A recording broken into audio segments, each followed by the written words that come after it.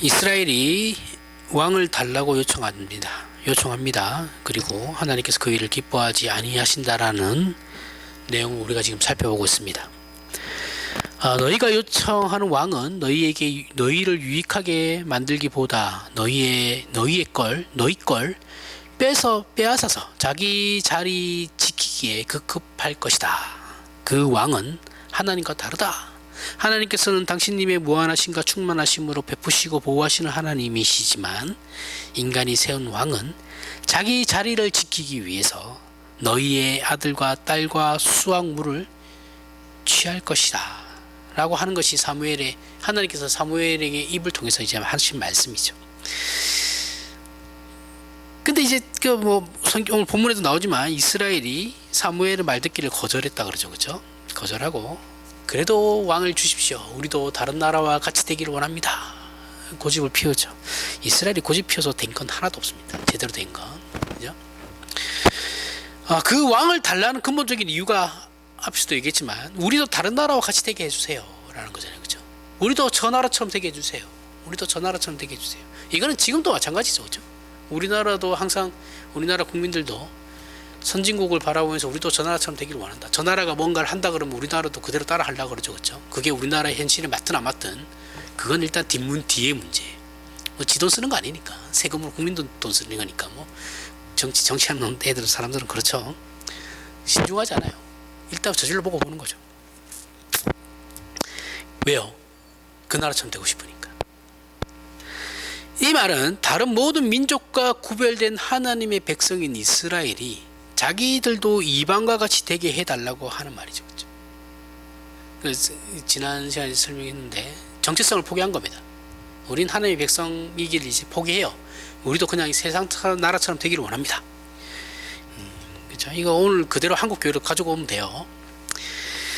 하나님을 섬기는 나라와 그렇지 않은 나라의 차별을, 즉 이스라엘 고유의 정체성을 이제 포기하는 겁니다. 포기하겠다라는 선언이에요. 하나님 앞에서. 하나님도 대단하신 분이에요. 진짜 이걸 듣고 계신 것도 대단하고 정말 반역이거든요. 물론 우리는 이런 일이 이스라엘 역사에서 이제 다반사로 일어났기 때문에 새롭지는 않죠. 새롭지도 않고 별로 심각하게 받아들이지도 않는데 어쨌든 그래서 이제 쉽게 이스라엘을 참 어리석다, 미련하다라고 비웃기도 하죠. 그런데 사실 이런 이스라엘의 역사를 통한 저들의 신앙의 실패들은 남의 얘기가 아닙니다. 그죠? 이거 그냥 우리에게 그대로 적용되는 거예요. 지금 이 거울 치료라고 하죠. 그죠? 자기 모습 보면서 그 거울 반사된 모습으로 나를 보는 거죠. 그대로 적용되는 거예요. 지금 우리 모두의 이야기이고 역사상 있었던 모든 기독교 신자에게도 동일하게 적용되는 그 좌절이죠. 하나님을 알고 믿는데 왜 세상에 지는 것인가에 대해 이스라엘의 역사적 사실들은 그 자체로 주는 교훈과 함께 어느 시대나 모든 기독교 신자가 가지는 문제였고 오늘날 우리 모두의 문제이기도 해서 우리의 신앙을 더욱 깊이 숙고하게 만드는 것도 사실입니다. 지금 이스라엘이 생각하는 현실의 문제나 이스라엘이 생각하는 현실의 문제가 뭐예요? 주변국으로부터의 안보적 위험이죠. 그렇죠? 군사적 위험. 그 현실의 문제, 우리가 생각하는 현실의 문제는 동일해요. 그죠? 그건 바로 신앙 하나로만 살아갈 수 없다라는 거예요. 이스라엘이 지금 다른 나라처럼 되기를 원한다라는 건 뭐예요? 하나님만 믿어가지고 불안하다 이거예요. 안 될 것 같은 거예요. 현실이 그렇지 않아 라고 이렇게 얘기하는 거죠. 그렇죠? 하나님이 인간이 안 돼봐서 하시는 것 같은 그렇게 생각하시는 것 같은데 안 된다니까요. 하나님만 믿어가지고 이게 될 게 아니에요 라고 하는 거예요. 그죠? 물론 우리는 영혼의 문제가 가장 근본적이고 중요하다는 걸 알아요. 모르는 사람 없습니다. 신자치고 영혼의 문제가 가장 중요하다는 걸 모르는 사람 없어요. 하지만 현실을 살아야 하는 우리의 실존을 신앙이라는 이름으로 다 극복하기에는 세상은 너무 어렵다라는 거죠. 어렵고 고단하다라는 거예요. 우리 자신은 그리고 너무 연약하다라는 거예요. 그게 이제 경험으로 아는 거죠. 그러니까 신앙만 가지고는 될 게 안 돼요. 안 돼. 그렇다고 우리나라 같은 경우, 우리나라가 내가 일하는 만큼의 보상을 받는 나라도 아니죠. 그죠? 우리나라는 그렇지 않아요. 내가 일하는 만큼 보상을 못 받는 나라입니다. 그러니까 뭐예요? 전부 다 부동산에 투자를 하죠. 어떻게든 내가 내 계급을 올리기 위해서. 그래서 부동산 투자하는 거예요. 부동산 투자하고 요즘은 주식하죠. 그죠? 그 주식에서 내가 성공했다는 사람 내 주변에 한 명도 못 봤습니다. 그 왜 하는지 모르겠어요, 진짜. 물론 건전하게 주식하는 거야. 제가 뭐라 하겠냐면은 성공했다는 사람 못 봤어요, 진짜. 맨날 돈 따먹는 애들만 돈 따먹는 거거든요. 속으면서도 맨날 들어가죠. 잃었다는 사람만 봤지 돈 땄다는 사람 못 봤습니다. 하여튼 그렇죠. 그러니까 우리도 그러다 보니까 포기는 안 되고 하나님이 있다라는 걸 아니까 이 양심상 이거는 신앙적으로는 절대 포기할 수는 없고, 그렇다고 세상을 무시할 수도 없고, 그래서 양다리를 거치는 거죠. 그죠? 이중생활을 하는 겁니다. 하나님을 놓을 수도 없고 세상을 놓을 수도 없는 이 갈등과 고민이 이제 오늘날 신자의 이스라엘 때부터죠. 그죠? 이때부터 계속 이어져 오는 이 모든 역사 안에서의 기독교 역사 안에서의 모든 신자들의 고민이었습니다. 성경은 이 문제에 대해서 이제 어떻게 답을 하는지에 관한 것이 우리가 이제 생각해야 하는 문제겠죠. 그럼 성경은 뭐라고 하냐? 우리의 이런 고민에 대해서 성경을 답을 주고 있나? 물론 답은 주고 있어요. 우리가 거기에 귀를 안 기울일 뿐이에요. 성경은 늘 우리에게 답을 줍니다. 우리가 그걸 신경을 안 써서 그런 거죠. 그렇게 살면 안 될 것 같으니까, 불안하니까. 그죠? 하나님은 계속 답을 주고 계시는데 우리가 그걸 안 믿죠. 안 따라요. 그렇게 살면 내가 손해보는 것 같거든요. 어쨌든 간에 하나님께서 우리에게 주시는 답을 우리는 확인할 의무가 있습니다. 그래서 이스라엘과 동일한 고민을 안고 사는 우리 신자에게 성경이 어떤 답을 주시는지 우리가 확인해 봐야겠죠. 마태복음 11장 28절에서부터 30절에 다 아시는 유명한 말씀입니다. 수고하고 무거운 짐진 자들아 다 내게로 오라. 내가 너희를 쉬게 하리라. 나는 마음이 온유하고 겸손하니 나의 멍에를 메고 내게 배우라. 그리하면 너희 마음이 쉼을 얻으리니 이는 내 멍에는 쉽고 내 짐은 가벼움이니라 하시니라.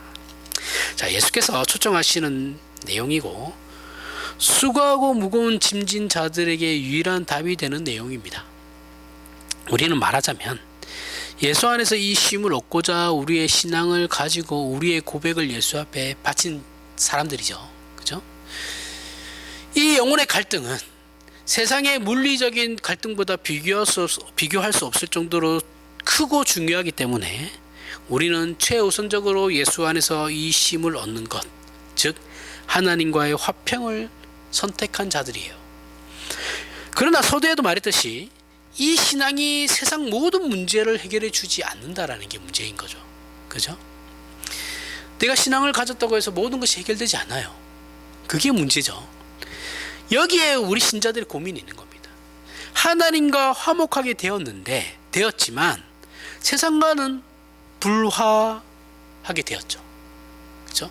하나님을 선택하면 당연히 세상과는 불화하는 거죠. 사이가 안 좋아져요. 이게 여간 힘든 게 아니다 말이죠. 그래서 우리는 하나님과 화목하고 세상과도 화목할 길을 모색해요. 그죠? 하나님과 화목하지만 동시에 세상과도 화목하고 싶은 거예요. 싸우기 싫어요. 싸우기 싫으니 나는 평화주의자입니다. 이러면서 이제 양다리를 딱 걸치고 있는 거죠. 그죠?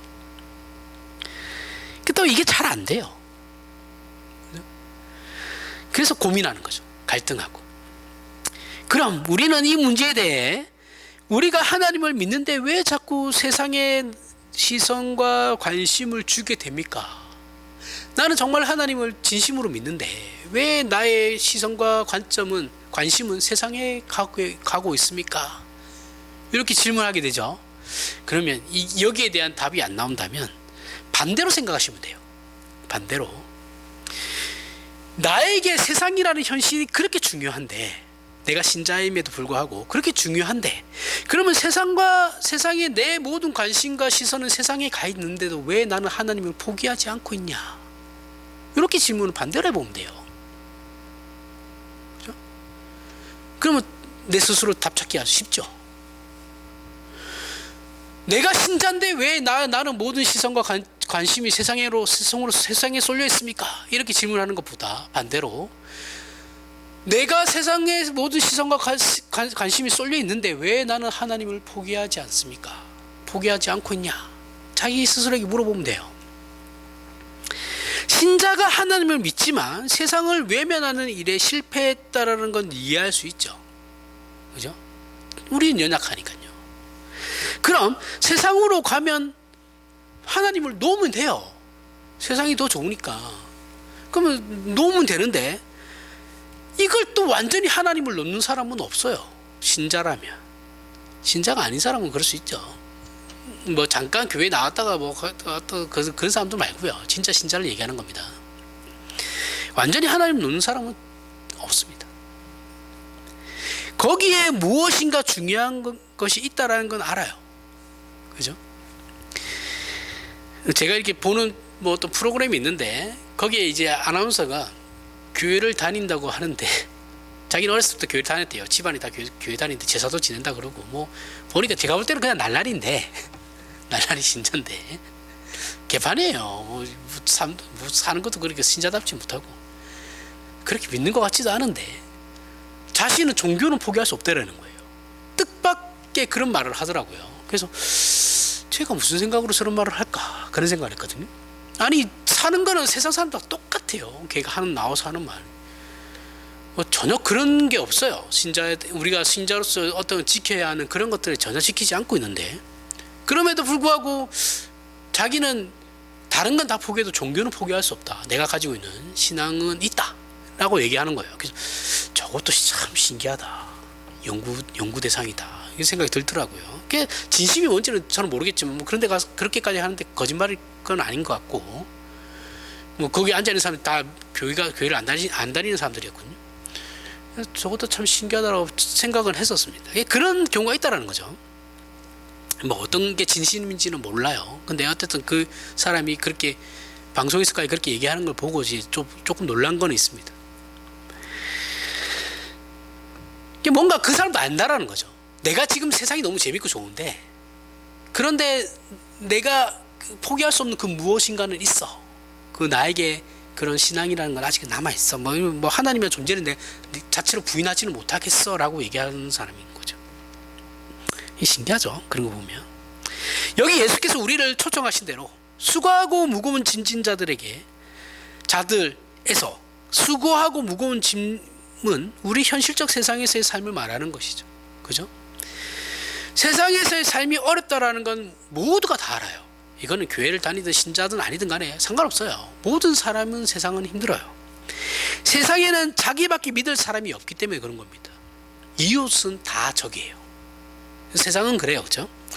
내가 이기기 위해서는 타인을 짓밟아야 됩니다. 쓰러뜨려야만 해요. 더 가지려면 우리는 제한된 자원 안에서 살아가죠. 지구라는 거죠. 지구라는 그 제한된 자원은 무한하지 않아요. 이거 무한한 거 아니잖아요. 그죠? 언젠가는 다 털리고 끝나는 거예요. 이 제한된 자원 안에서 결국 누가 더 많은 것을 가지느냐의 싸움인 거거든요. 그래서 좋은 정치는 뭐냐면 분배를 잘하는 정치가 좋은 정치예요. 경제는 내가 얻는 거잖아요. 그죠? 내가 이익을 얻는 거고 정치는 분배를 잘하는 겁니다. 그게 좋은 정치예요. 공산주의 그런 거 얘기하는 게 아니에요. 그렇게 생각하시면 안 됩니다. 그렇게 사회주의 이런 걸 얘기하는 게 아니고 자본주의든 간에 공산주의든 간에 사회주의든 간에 어느 사회 정치에서는 분배를 잘해야 그 나라 국민들이 편한 거예요. 그건 자본주의 사회도 마찬가지예요. 미국도 마찬가지고 유럽도 마찬가지입니다. 자꾸 이거 아니면 이렇게 생각하시면 안 돼요. 너무 답답해요. 그렇게 생각하면 뭐 말만 하면 다 빨갱이래. 미친. 지 편 아니면 다 빨갱이야. 왜 그렇게 왜 그렇게 사는 거예요 도대체 삶을. 빨갱이가 망한 지가 언젠데 공산주의가 망한 지가 언젠데 아직까지 공산주의 타령하고 있어요. 뭐 말만 하면 그래. 말만 하면 뭐 글쓰기가 무서워요. 말하기가 무섭고. 이놈의 목사들이 다 그래. 제발 그러지 마세요. 그런 생각을 좀 가지지 좀 마세요.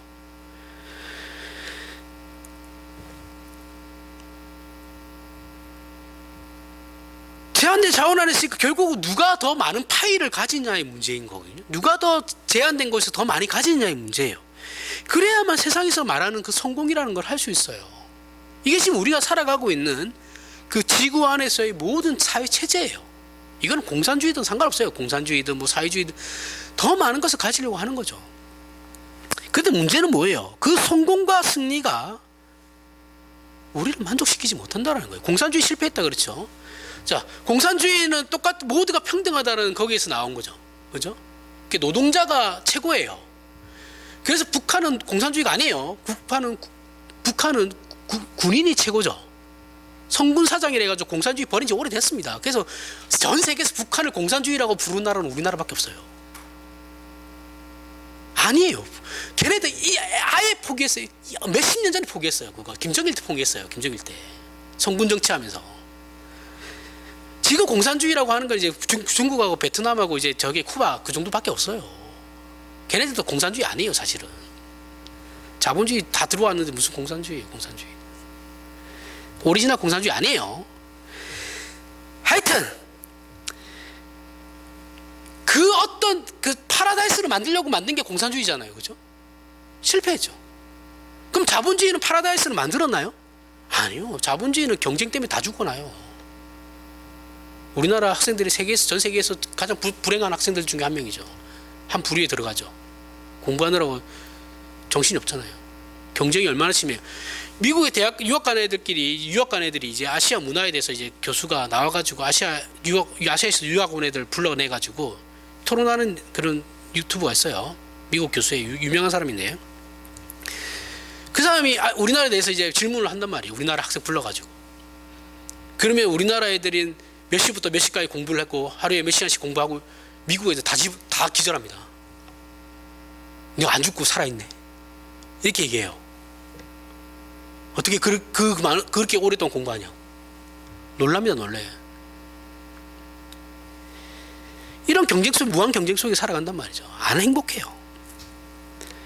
이것을 우리가 알기에 세상에서 실패했기 때문에 예수를 믿는 게 아니죠. 그죠? 얘가 세상을 살아가면서 실패해서 예수를 믿는 게 아니에요. 보통 그런 사람들이 있죠. 사업하다 크게 하다가 실패해가지고 예수 믿는 사람들이 있죠. 그죠? 간혹 있는데 그게 아니고 성공과 실패를 막론하고 어느 경우에도 세상에는 답이 없어요. 그게 어떤 체제든 자본주의 체제든 공산주의 체제든 사회주의 체제든 사회민주주의 체제든 자유민주주의 체제든 그 어떤 체제에서도 우리를 영혼을 만족시킬 수 있는 체제는 없어요. 존재하지 않아요. 거기에 해답도 당연히 없습니다. 그래서 어느 체제를 살아가든 간에 사람은 전전긍긍하면서 살아가는 거예요. 모든 세계 전 인구가 다 그래요. 안 그런 사람이 어디 있어요. 재벌 나름대로 전전긍긍한다니까요. 요번에 SK 회장 이혼해가지고 1조 5천억 뜯기려고 하는 거 생각해보세요. 그거 가서 잠이 오겠습니까, 집에서? 물론 지가 잘못해서 그런 거지만.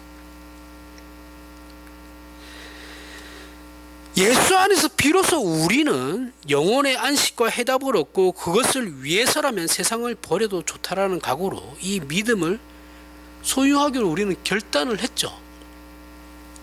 세상 것보다 더 가치가 있고 더 좋고 이게 나에게 희망과 소망이고 하나님만이 그걸 우리가 이거보다 이게 더 낫다고 생각해서 선택한 거잖아요. 그렇죠? 결단을 한 거잖아요. 선택이라고 하죠. 그렇게 신앙이 시작되는 거죠. 그래서 물론 거기에는 하나님의 그 작업하심이 다 있죠. 작정하심이 우리에게 다 있는 거고 예정하심이 있는 건데 어쨌든 우리 입장에서 보면 내가 그렇게 결단하고 선택해가지고 그때부터 신앙이 시작되는 거예요. 그러나 세상을 이기는 게 그렇게 간단하지 않아서 하나님 잠깐만요. 나 잠깐만 세상에 가서 쉬다가 올게요. 그래서 나갔다가 아직까지 안 돌아오신 분들 많죠. 제 친구들 중에도 많아요. 야, 나 잠깐만 교회 좀 쉴게. 그러다가 아직까지 안 돌아오는 애들 있어요. 고등학교 때 나가가지고. 꽤 많습니다. 아니면 교회는 나오지만 이제 신앙생활을 한다고는 하지만 모든 관심이 세상에 쏠려 있죠. 그죠? 여기서 말하는 우리의 쉼, 예수 안에서 허락된 구원이 가지는 영혼의 평화라는 게 얼마나 큰 것인지에 대해 우리는 분명히 확인해야 된다는 거죠.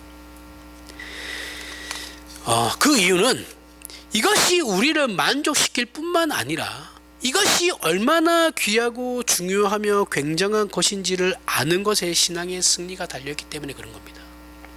만약 이 문제가 과소평가되면 우리는 세상에서 얻는 아주 약간의 만족으로 인해, 세상도 약간의 만족은 주죠. 오래 안 갈 뿐이지, 그죠? 그 만족으로 인해서 근본적이고 중요한 기쁨과 진정한 만족을 놓치면서 살아가게 돼요. 그러한 지금의 우리의 현실을 계속해서 그렇게 살 수밖에 없는 거예요. 그 수준에서 그렇게밖에 못 살아요. 세상의 삶이란 이런 것들이라는 겁니다. 갈라디아서 5장 24절에서부터 26절에 그리스도 예수의 사람들은 육체와 함께 그 정욕과 탐심을 십자가에 못 박았느니라. 만일 우리가 성령으로 살면 또한 성령으로 행할지니 헛된 영광을 구하여 서로 노엽게 하거나 서로 투기하지 말지니라. 자, 신자들은 육체와 함께 그 정욕과 탐심을 십자가에 못 박은 자들이죠. 쉬운 표현으로 말하면 죄를 이제 못 박았다라는 건데, 여기서 말하는 죄는 헛된 영광을 구하는 것, 그리고 서로 노엽게 하거나 서로 투기하는 것을 말하는 겁니다.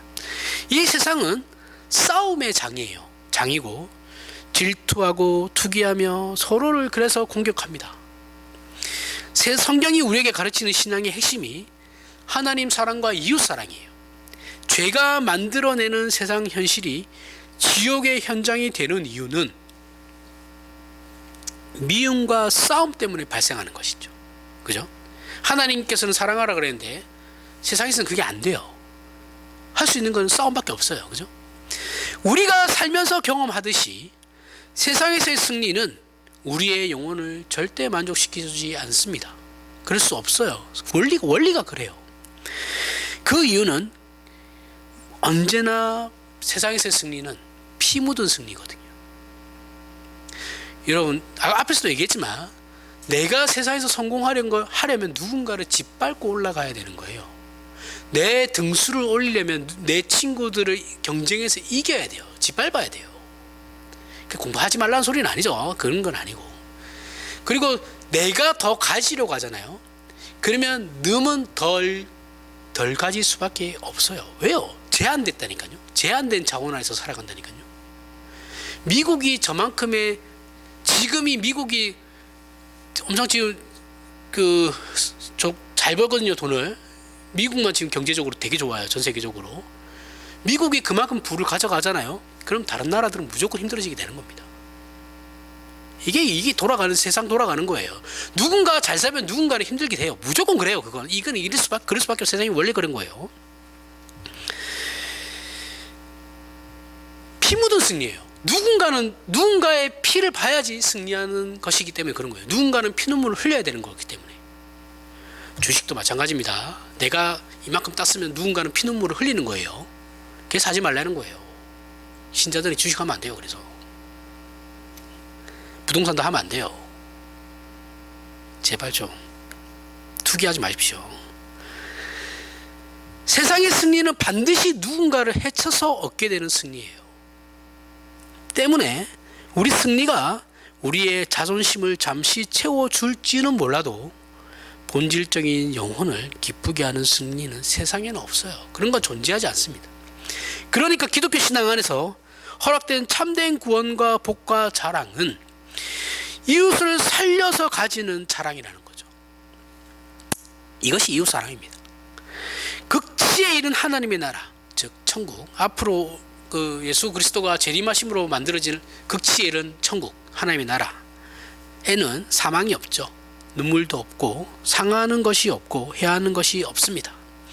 그것은 환경이 그렇다라는 것이 아니고, 환경이 그런 환경이라는 게 아니고 내용이 그렇다라는 거예요. 내용 자체가. 거기에는 사랑과 온유함으로 가득한 생명과 진리와 평화의 나라입니다. 이것이 우리의 신앙 고백이 포함하는, 저와 지금 여러분이 우리 입술로 우리 마음으로 표현하는 신앙 고백에 포함되어 있는 내용이고 우리가 복음이라고 일컫는 구원의 궁극적인 내용입니다. 기독교 신앙의 핵심은 이렇게 헛된 영광을 구하여 서로 노엽게 하거나 서로 투기하는 싸움을 종식해서 이 지옥을 우리의 마음에서부터 없애버리는 거예요. 그럼 무엇이 신자에게 약속되어져 있습니까? 그럼 그런 거 다 포기하면 무엇이 약속되어져 있어요? 오직 성령의 열매는 사랑과 희락과 화평과 오래 참음과 자비와 양선과 충성과 온유와 절제니. 이것이 기독교 신앙의 내용이고 약속입니다. 그리고 이 신앙을 소유한 자들이 누리는 특권이에요. 이것은 전부 하나님께서 예수 안에서 회복하신 창조의 목적이고 하나님의 형상적 존재로서의 인간성의 회복이에요.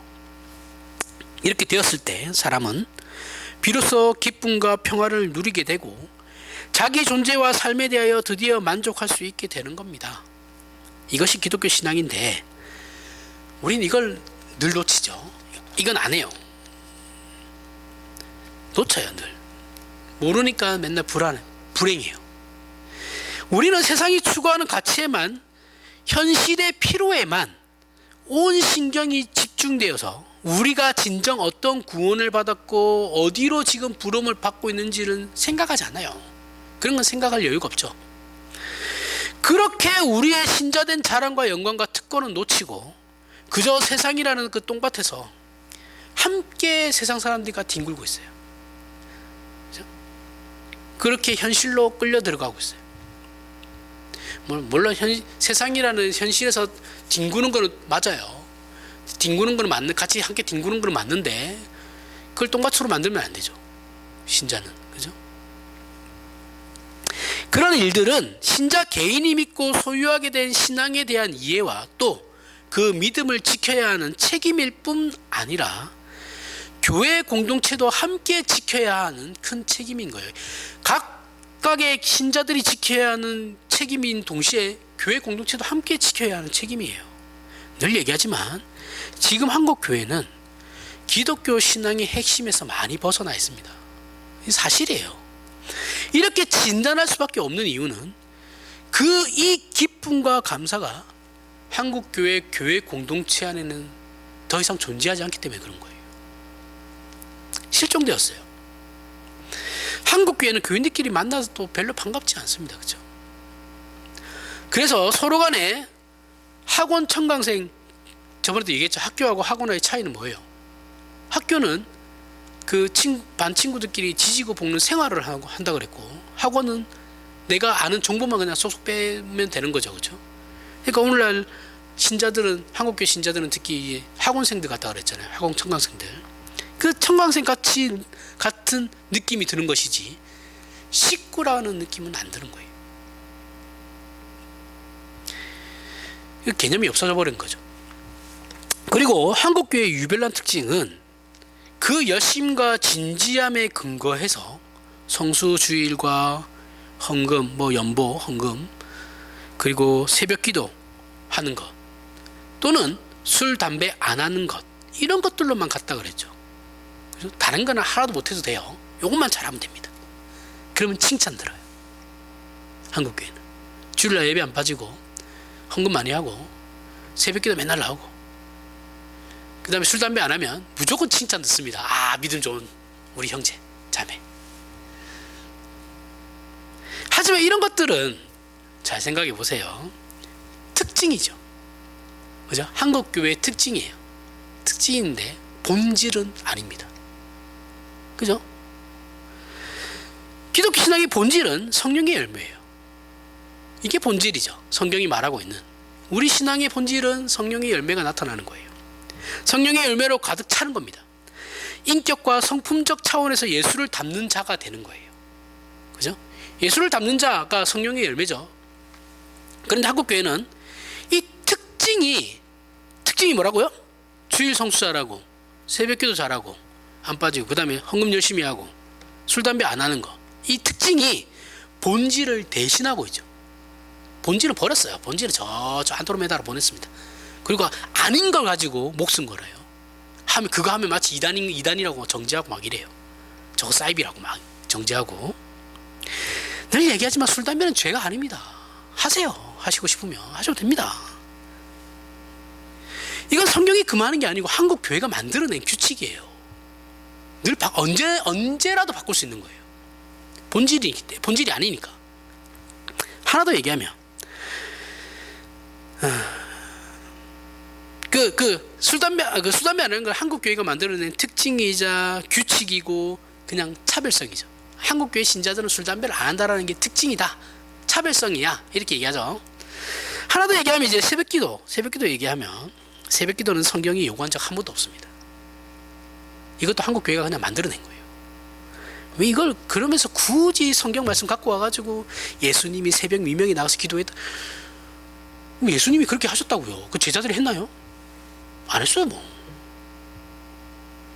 예수님이 그렇게 하신 거예요. 그 본박자고 하는 거면 그래 하시면 되죠. 왜 안 하는 사람에 대해서 비판하세요? 그러면 본인만 하면 되지. 한국 교회사가 역사상 교회사가 요구한 적도 없고 명분도 한국 교회가 만들어낸 거예요. 따라서 새벽기도는 한국 교회의 열심과 특심의 결과일 뿐입니다. 그게 어떤 본질이 아니에요. 본질하고 상관도 없어요. 새벽기도는 하든 안 하든 신앙이 좋고 나쁘고의 문제와는 아무런 상관이 없다라는 거예요. 그런데 이런 일들이 한국 교회에서 이상하게 새벽기도를 하는 것과 술, 담배 하지 않는 게 신앙의 중요한 자기 확인이 되어버려가지고 이웃을 심판할 수 있는 권리를 만들어내버렸어요.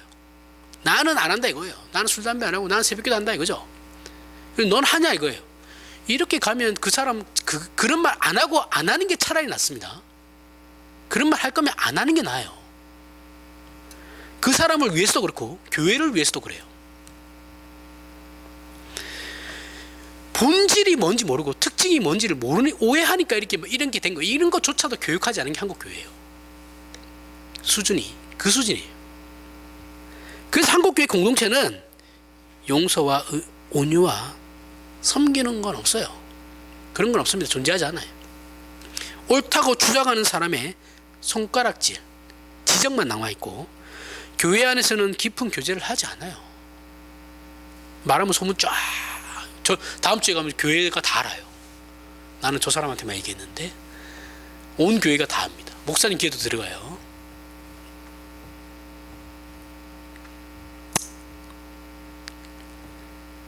이거는 교회 자체 내 그 신앙 공동체 안에서의 굉장히 큰 손해입니다. 그렇죠? 그 신앙 공동체 안에서 서로 친하지 않는 건 진짜 손해거든요. 누구를 위해서 그렇게 하는지 모르겠어요. 그렇게 해서 공동체가 얻을 이익은 하나도 없는데 도대체 누구를 위해서 그렇게 할까요? 교회당에 와서 속 터놓고 얘기할 사람 없죠. 위로받을 사람도 없습니다. 이렇게 서로 격려하는 일이 없다라는 건 한국교회 비극이죠. 어떤 일을 하러 가면 잘해요. 일을 맡기면 잘합니다. 물론 싸우면서 하긴 하는데 잘하죠. 공동체 내에서 평화와 기쁨과 안식과 위로는 실종되어 버렸습니다. 대신에 이러면 힘을 얻을 수 없죠. 세상과 교회 공동체 차이가 없어요. 그래서 세상 사람들이 교회 나가는데 뭔 소용이 있겠어요. 그 나가면 또 다른 스트레스인데 나올 이유가 없죠. 누가복음 22장 24절에서부터 27절에 또 그들 사이에 그 중에 누가 크냐 하는 다툼이 난지라 예수께서 이르시되 이방인의 임금들은 그들을 주관하여 하며 그 집권자들은 은인이라 칭함을 받으나 너희는 그렇지 않을지니 너희 중에 큰 자는 젊은 자와 같고 다스리는 자는 섬기는 자와 같으니라. 앉아서 먹는 자가 크냐 섬기는 자가 크냐 앉아서 먹는 자가 아니냐. 그러나 나는 섬기는 자로 너희 중에 있노라. 자, 예수께서 이 땅에 우리의 처지 속에 찾아오셨죠. 우리의 현실 속으로 들어오신 거예요. 우리와 같은 조건으로 함께 사셨습니다. 여기서 말하자면 신자들이 살아야 하는 가장 완벽한 삶의 모범을 예수께서 보여주신 거예요.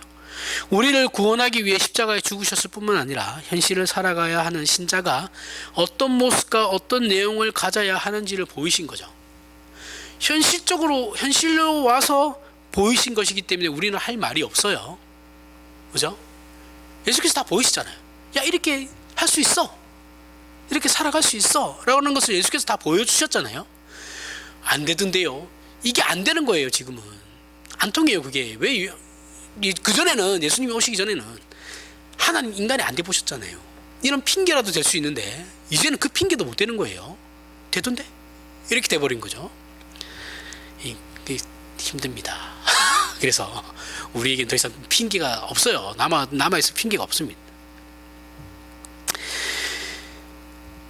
이게 지금 그러함이, 예수 그리스도의 이러함이 우리의 신앙 고백 속에 다 있는 거예요. 그 내용 안에 포함되어 있는 겁니다. 우리는 본을 보이시고 길을 보이신 예수 그리스도를 닮아가기를 원하고 그 길을 걸어가기를 원해요.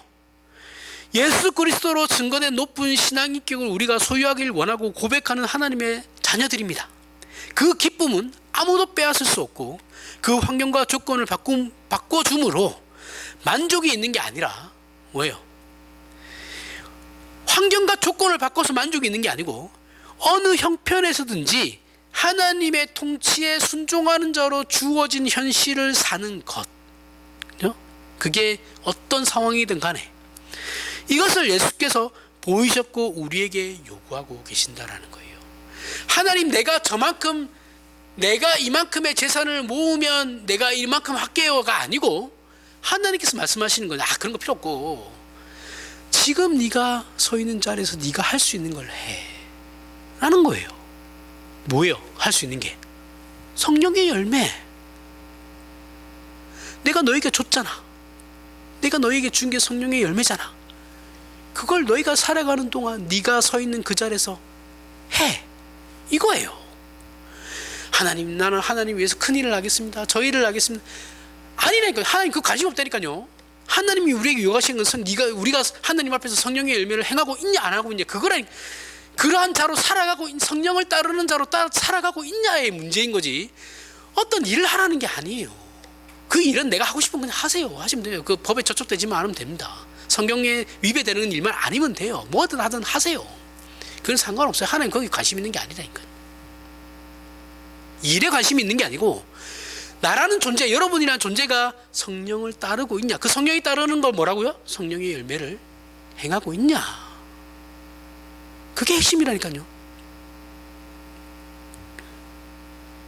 그걸 요구하시는 겁니다. 계속.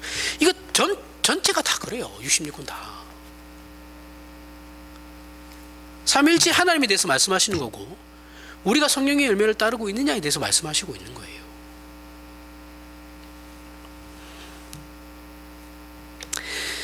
우리는 그래서 섬기는 자로 서 있는 겁니다. 신자는 섬기는 자로 서 있죠. 우리 신자는 서로에게 절대 군림하지 않습니다. 군림하지 않아요. 목사와 교인 사이에서도 그렇고 부부 사이에서도 그렇고 부모와 자식 사이에서도 그렇고 직장에서도 그렇고 사회에서도 마찬가지예요.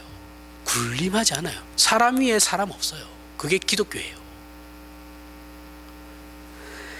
거기에 평화가 있는 겁니다. 굴복시키려고 하고 빼앗아 채우려고 하는 데서부터 모든 불화와 정죄와 분노와 원한이 생기는 거예요. 이해가시죠? 싸움은 내가 조금 더 가지려고 하는 데서부터 싸움이 시작되는 거예요. 여러분들 쉬운 예로 이제 부모님 돌아가셔가지고 형제들끼리 재산 싸움 나는 거죠. 똑같이 나누면 아무 문제 없습니다. 그죠? 한 사람이 더 가지려고 하는 사람이 꼭 나타나요. 그죠? 그 사람 때문에 분란이 나는 거예요. 풍지박살이 나요. 형제의 다 깨지고 거기에 원한이 생기는 거예요. 예수 안에서 이 문제를 해결받은 사람이 우리 신자라는 겁니다. 우리의 신앙 고백이고 우리의 참 기쁨들이라고 합니다. 이 기쁨을 기쁨으로 소유하지 못하고 있다면 현재 우리 신자들이죠. 그렇죠? 우리는 세상에 늘 질 수밖에 없다라는 거죠. 이스라엘도 마찬가지죠. 지금 이스라엘이 왕을 달라고 하는 것은 뭐예요? 자기들도 이방 나라처럼 부강해지고 싶다라는 거잖아요. 잘 먹고 잘 살고 싶다. 이런 침략 같은 거 안 받고 싶다. 그런 거잖아요. 홍해를 가르고 구름 기둥과 불 기둥으로 인도하신 하나님의 백성이지만 저들의 현실은 만족스럽지 않았다라는 뜻이죠. 하지만 이 말은 저들의 영혼이 만족스럽지 않게 하나님께서 방치하셨다는 말은 아니에요. 이스라엘은 하나님의 거룩하심을 증거하는 일보다 세상 현실에서 물질적으로 형통한 것을 더 원했던 겁니다. 지금의 우리처럼 똑같아요. 거울 치료라 그랬어요. 똑같아요.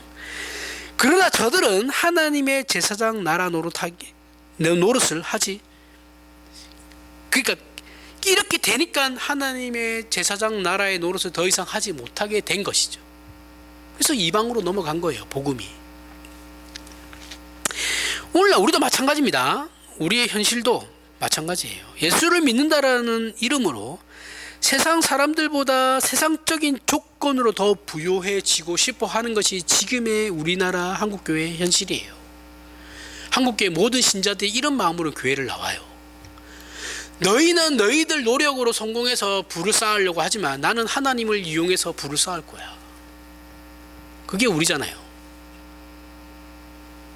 그래가지고 아파트 2개 해놓고 하나님 저 아파트 가격 올라가게 해주세요. 저 아파트 밑으로 지하철 뚫리게 해주세요. 있다고 기도하는 거잖아요.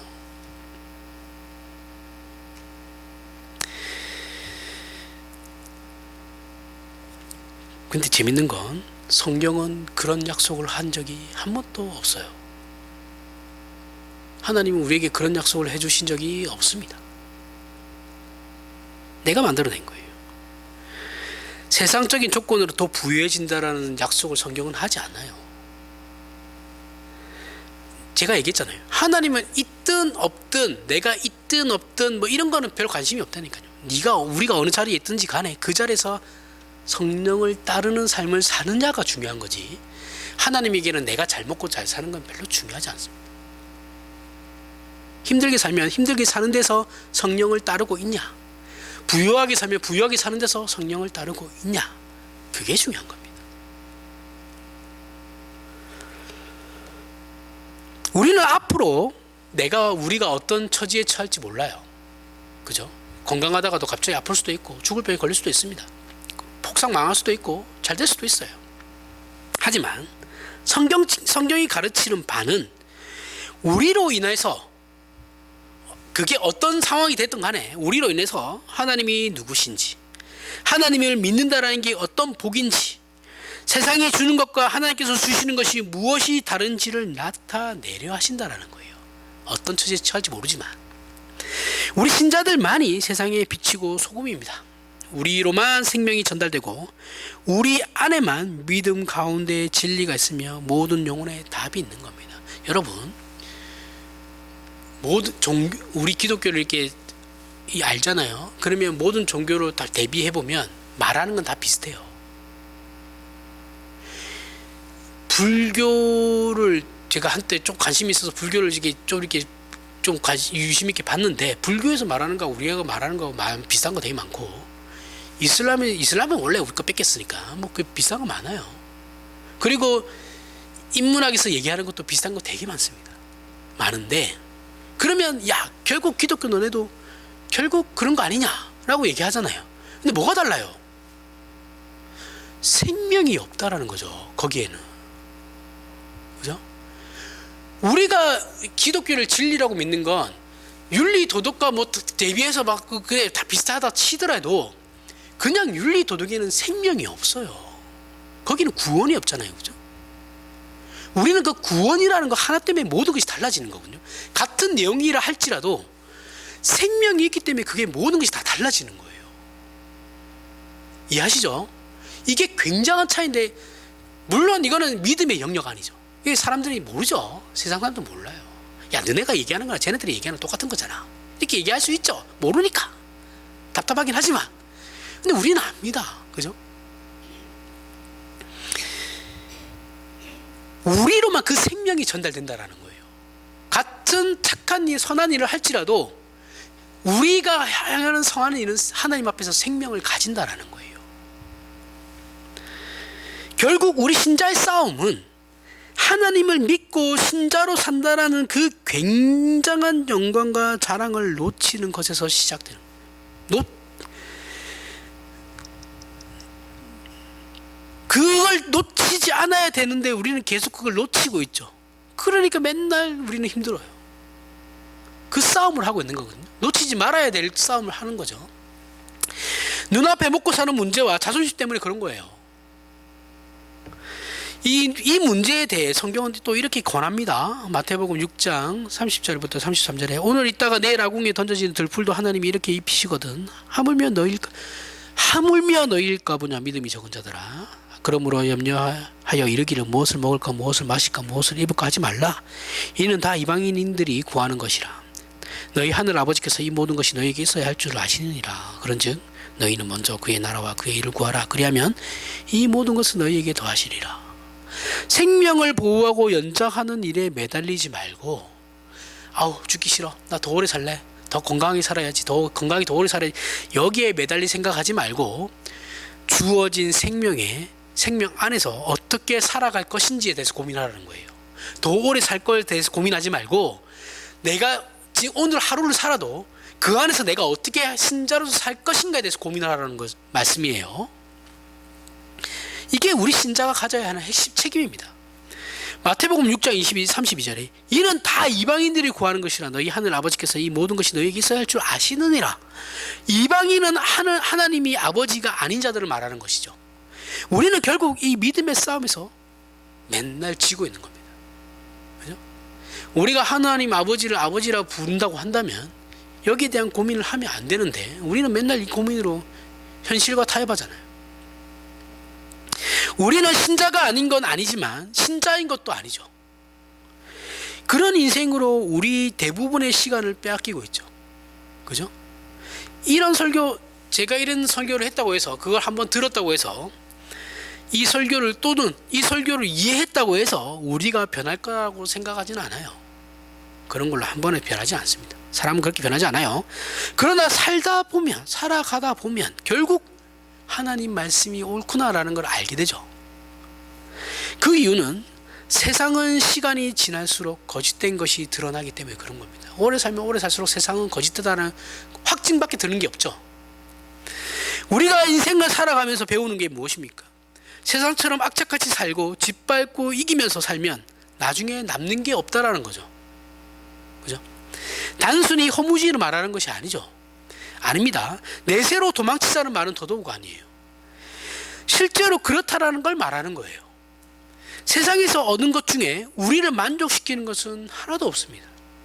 그것은 다 누군가의 피와 눈물로 얻은 것일 뿐이에요. 얘기했죠. 내가 얻게 되면 잃는 사람이 무조건 있어요. 그게 세상 원리입니다. 우리는 회복된 하나님의 형상적 존재예요. 이 존재는 섬기고 나누며 사는 게 자랑이고 영광인 거예요. 바울은 데살로니가 전서에서 항상 기뻐하라 쉬지 말고 기도하라 범사에 감사하라라고 했습니다. 그리고 이는 그리스도 예수 안에서 너희를 향하신 하나님의 뜻이다 라고 말하고 있죠. 이런 하나님을 섬기고 있다는 사실이 우리로 하여금 세상을 이기고 하나님을 의지하여 살되 감사와 기쁨과 자랑 속에 살게 하실 것을 진심으로 믿는 저와 여러분이 되길 바랍니다. 기도하겠습니다. 하나님 아버지 은혜를 감사합니다.